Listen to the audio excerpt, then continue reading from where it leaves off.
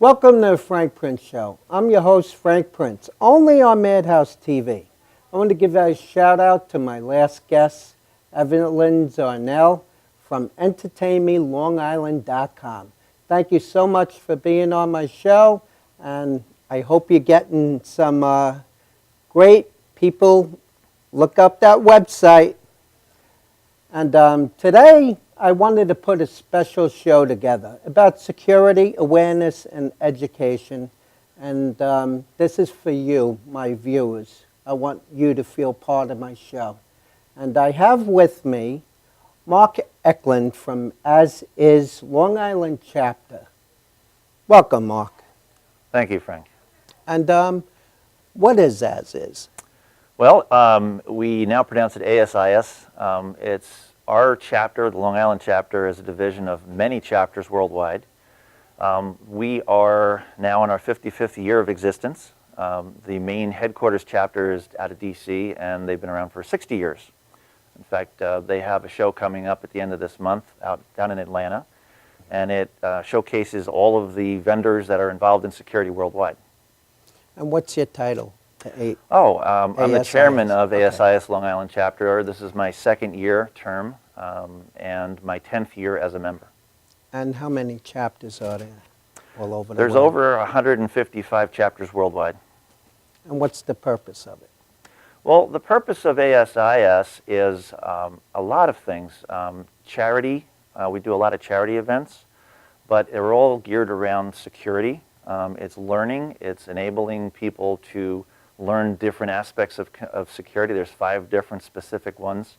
And I won't get that detailed into it right now. But our goal is to reach out to the community. We have a lot of public-private relationships here in Long Island with Nassau and Suffolk PD, for instance, and other different groups around there. And what we're learning is that we can share ideas, information, experiences, and all benefit from that. So we bring in on a monthly basis special guests that are hitting a specific target, and it can be anything from active shooter to just reaching out locally to the community. And who can join? Well, people, it's kind of funny because myself, I'm a technologist. I've always been in wireless communications and sensors.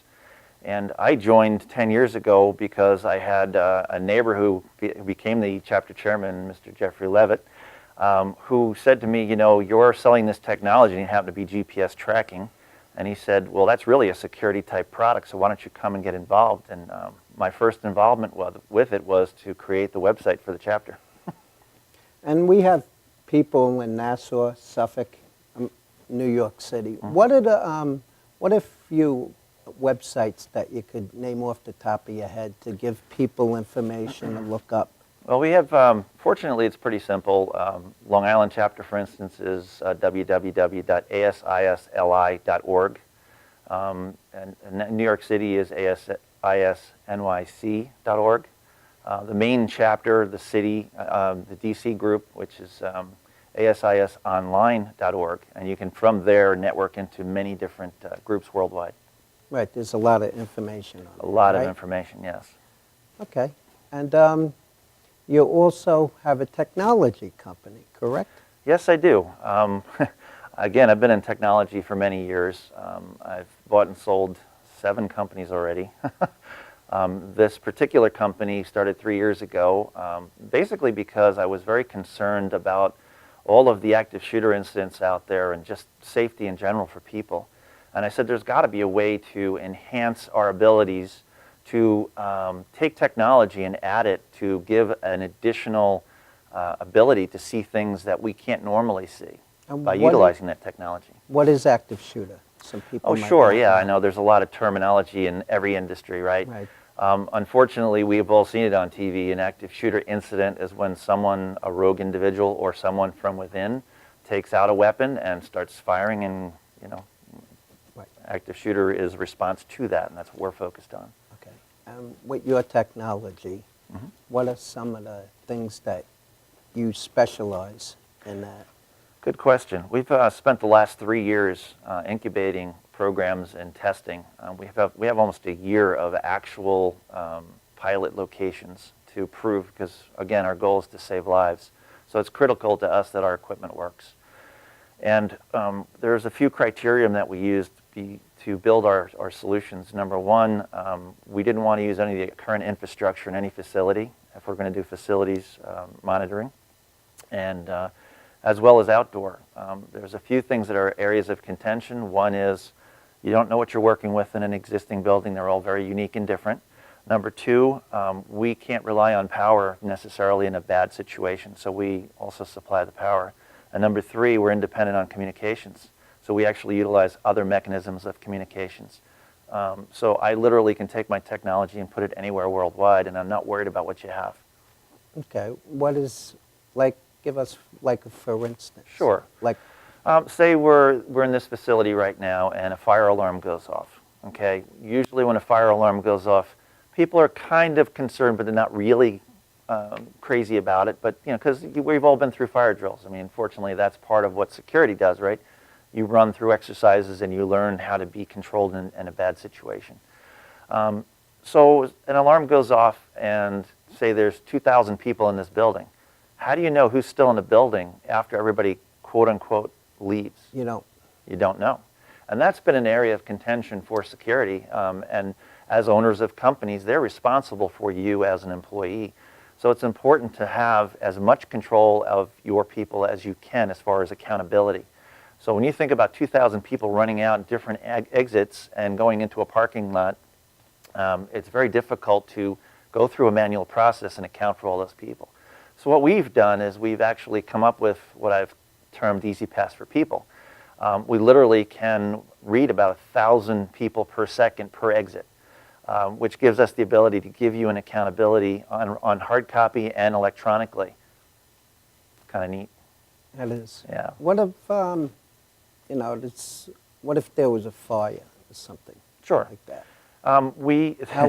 How would the firemen be able to get in and? Every facility has a process to follow when an emergency occurs. There's a term, again, acronyms, right? A muster station. Absolutely. Right? So a muster station is basically a location everybody focuses on when an emergency occurs. What that means is that anything that's going to happen from communications to directives all happens at that one spot. So it could be a guard booth, it could be the main entrance on the side. What our technology does is when a fire alarm's pulled, or if it's an active shooter incident, or whatever the emergency might be, we literally print out a manifest automatically because the sensor said do it. So our system automatically prints out a hard copy, so you have a beginning starting point, so you know who was in the building at the time. At any given time, if I'm a fire marshal and I walk in and I'm a responder and I need to know exactly who's left, I can push a button on the device right there, and on that printer it'll print out that remaining group of people. What about in the schools? Same Schools are a scenario. little You different. got a lot more people in the schools. Yeah. So we were just talking about evacuation, and our coined verbiage is emergency. So we use the Z at emergency, right? So that was evac, and then we have emergency response. And what we do with emergency response is there's a lot of other intricate issues that you have with privacy and so forth in the school systems. Now, what we've done is we've put in sensors. We literally can peel and stick these sensors in all different spots throughout the whole facility. And what that does is it doesn't identify the person, it just identifies that there's a presence. Like in this studio right now, if we had one of those sensors there, on a screen, 3D mapping would show me that someone's physically in this room right now, live. And that's important because of a couple of things. I now can take these sensors and put them in sensitive areas like bathrooms, privacy areas. And what happens is I don't identify that person, so no one's offended by it. There's no lawsuits created by it. But I still know that I have to go as a responder to that location because there's someone physically there still. Now, conversely, if I have an active shooter incident and I want to know and pinpoint where all this activity is occurring, I can look on this system, and it's a web portal so that it's available to everything through the internet, but very securely. And what that gives me is basically like a chessboard. You're playing chess, you want to know where your pieces are. We know what the pieces are and how to play that role out because there are experts that are coming in here that are trained, sophisticated enough to know, hey, look at the density over here, let's go over here because something's going down, it's wrong. If you think of the incident they had in the Navy, and it took them so many hours to locate that shooter. If they had my technology there, for instance, they would be able to immediately locate where that person is. Because you'd actually watch them on a road map, watch the breadcrumbs. Every room he entered, it would light up and say, he's here now.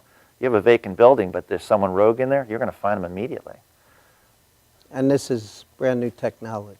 It is. A lot of the technology we do, it's all proven technology. And what we do is we do solutions aggregation. We take just separate systems in some cases and different types of technology, and we apply it differently. What's important is the analytics and what you get out of the solution itself. There's a couple things we have to be concerned with. We're people. People have emotions. Emotions react differently in every circumstance. So the simpler we make our solution, the more comprehensive it is without thought process. It's kind of a funny statement. Yes, but absolutely. It happens. I mean, you remember as a kid going through a fire drill, you learned where to go and what to do. Well, this does the same thing. You see on the system, I'm not pushing anything. A printout's occurring because an alarm went off. It's automatic. But if I need to see more, I push a button. It's not this whole big process, oh my God, what do I do? Because people freak out when things happen. So what we're trying to do is take away some of that fear and give them extra capability in a bad situation. When's this out there? You know, when can people get it? We have several test areas. We have a school here on Long Island that we deployed over 9 months ago, and we have had no hiccups with it. Incorporated with those sensors, we actually have a panic button, and we've used this. This is a special needs facility in Central Islip, very well-known school, and we were very fortunate to utilize this facility because it was the worst-case scenario. And what I mean by that is it was a building built in 1926 with very thick, solid cement walls, a lot of leaded glass, just the worst possible environment for a wireless type solution, and it is a wireless solution in this case. Mm-hmm. It's all battery operated, so there's nothing to wire up. So as a first test, it was pretty awesome to see how well it actually exceeded my expectations, and I'm pretty tough on technology. I've been doing this for many, many years. And we're happy to report we haven't had any failures, and then actually we've already had some situations where the panic button was pressed because there was an incident with one of the children, threw a tantrum and hurt one of the teachers. And the security desk got the alarm right away, and the alert came up straight and told them exactly where it occurred, and then they looked on the map and saw it as well and responded. Okay. So just as a for instance. Mm-hmm. We have other test bedded areas, some in the, we've been already vetted in the utility market for power, which is a big focus of ours because of some of the terrorism that's occurring, which kind of leads me into the next product. Okay. So we have a three-legged stool right now. Right. The third product is for the outdoors. So we have the indoors covered, and we wanted to get the outdoors covered as well. Now again, think of this. You have one interface, 3 different types of products that can work with that same interface. And so I can have one place to go to and see multiple things occur and control them. So now I have a sense and feel of areas that I never had before. So what this product does, it's an emergency outdoor secure. And what this product does is it incorporates a couple of other types of technologies. One we've coined the laser fence. It literally gives you over 250 feet of space in between, and you can't tell anything's going on. But if you breach that area, an alarm's going off. And again, this is all going in through our portals wirelessly, coming out into multiple formats so you can react to it. So think about this facility again, this outdoor perimeter. And it's 3 o'clock in the morning, you're by yourself in this recording studio doing whatever you do at 3 o'clock in the morning in a recording studio, and an alarm goes off. Well, the alarm's going to go off because someone just breached that barrier. Now you have your escalation process, so your security guards out in the front now know exactly what zone it went off, and they can go and point their cameras to it quickly. Right. Our ultimate goal with all of these things is working with multiple vendors so that we can have our sensors be the front end, the eyes and ears, and see where you haven't been able to see before, and take existing technology and make it work with it. Okay, we'll be right back. We're going to go for a commercial. Thank you.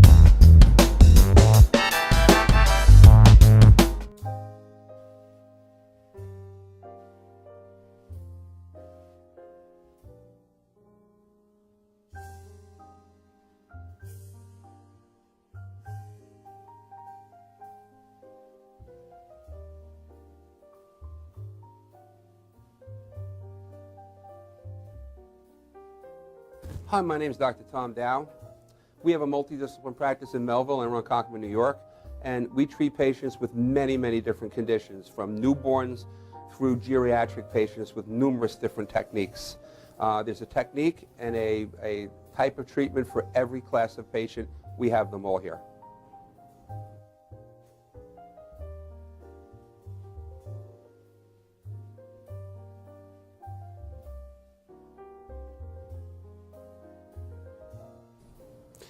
Here's my son Thomas, also a doctor of chiropractic, working on one of our patients' cervical spine. This patient has had chronic neck pain for many, many, many years, has been to a multitude of different practitioners with little or no response. And with our specialized techniques, she has improved tremendously and continues to improve on a daily basis. We have two practices, one in Melville and one in Ronkonkoma, New York. We are a multidiscipline chiropractic office. What that means is we have chiropractors, massage therapists, acupuncturists, psychologists, all working as a team and a network of outside professionals such as orthopedists and neurologists that we work hand in hand with to help determine what your injuries are and the best way to treat your injuries. I have the great pleasure of having my son in practice with me. We work hand in hand, father and son, to give our patients the best care possible, and a staff which is loving, caring, and you'll never have to wait at all in our office for service.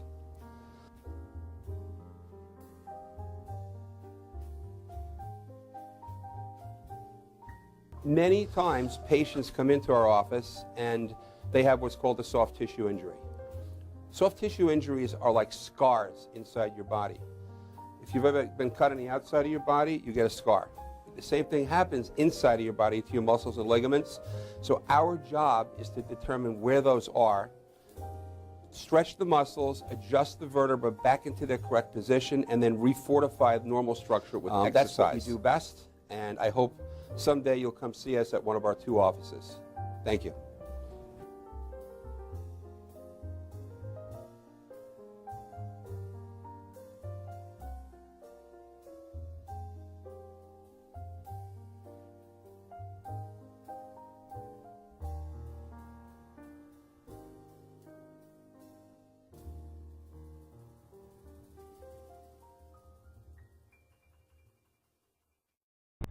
I'm Paul. I'm Annie, and you're watching MadhouseTV.com.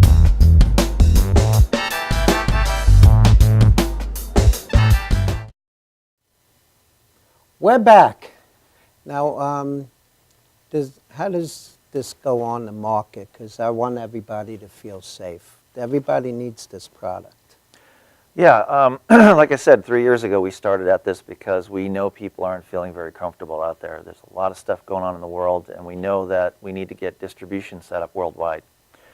Fortunately, I've had the pleasure of working with a lot of very sophisticated integrators and security experts in the marketplace, and those are the folks that I work with as part of our channel partners. We can't have just anybody getting involved with this because there's a lot of aspects of security that you need to be knowledgeable in.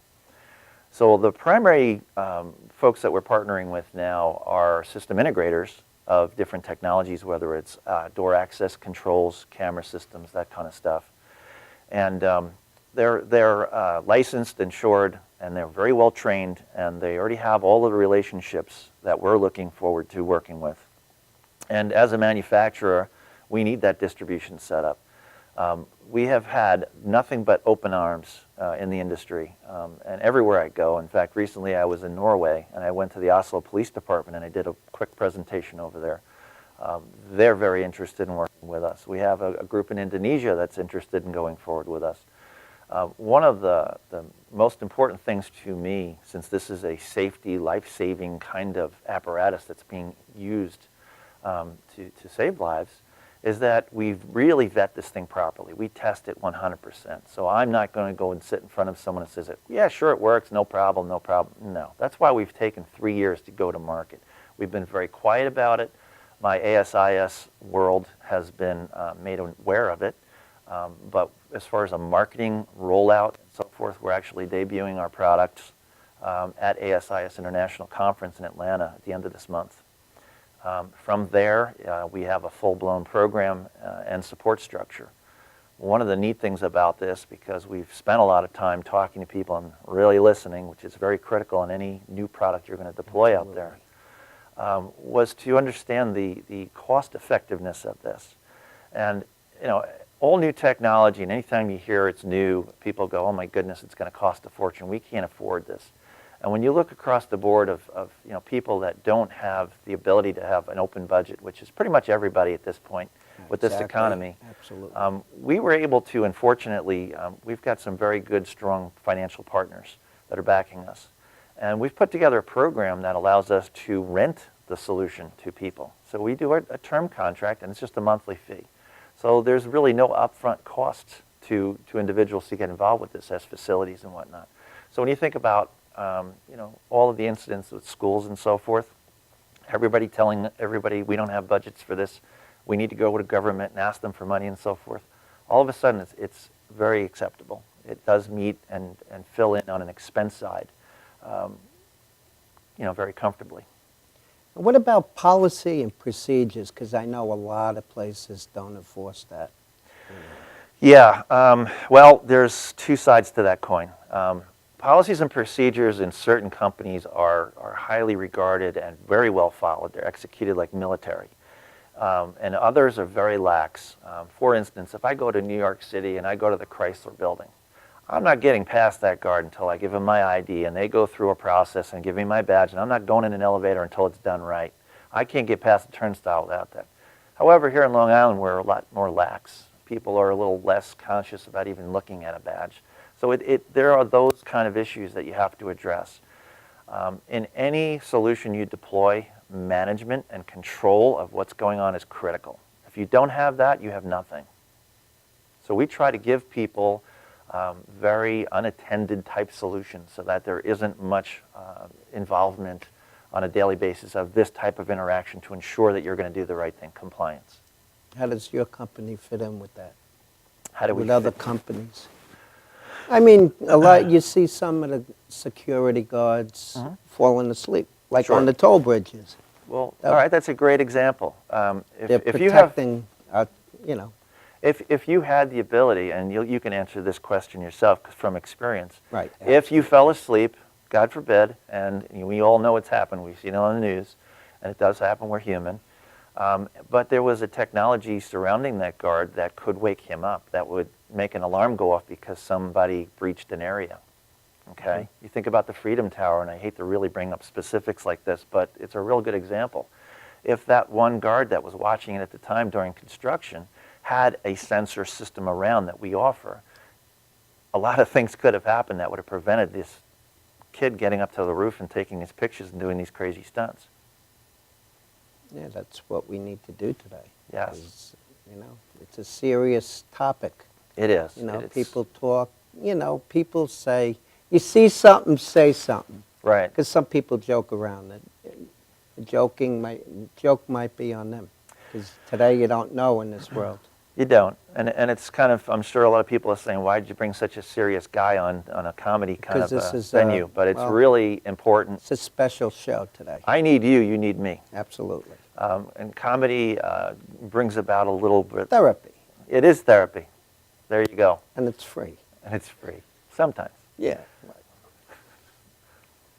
But comedy pays me in Doritos. And Doritos. Very good. Now I got to get out of the serious side. No, we're back in the That's quite serious. all right. No. I did this for the people. We got to bring awareness. And you don't see any, well, you see organizations, but not in schools or anything, teaching about protocols and stuff like that to the teachers. Teachers don't know. They're reading a paper or something. Well, and sometimes people don't want to address very serious issues like this. We're usually forced into it because of some event that occurs. And we get complacent very quickly. So if you're now implementing solutions and there, like schools for instance, there's a lot of new camera systems finally going in. Cameras are great, but they're only a tool. And if you're not aware of something going on at the time, then the cameras aren't going to do you much good. They're great after the event. We're before the event. We're trying to stave off things and show you, give you eyes and ears to things that you normally wouldn't have. And that's critical. Yes, today's world, and who knows what's going to come. But we Exactly. have your stuff. They get caught right away. Yeah, we're really proud about what we've produced in the last 3 years, and we're really excited about where we're going in the future.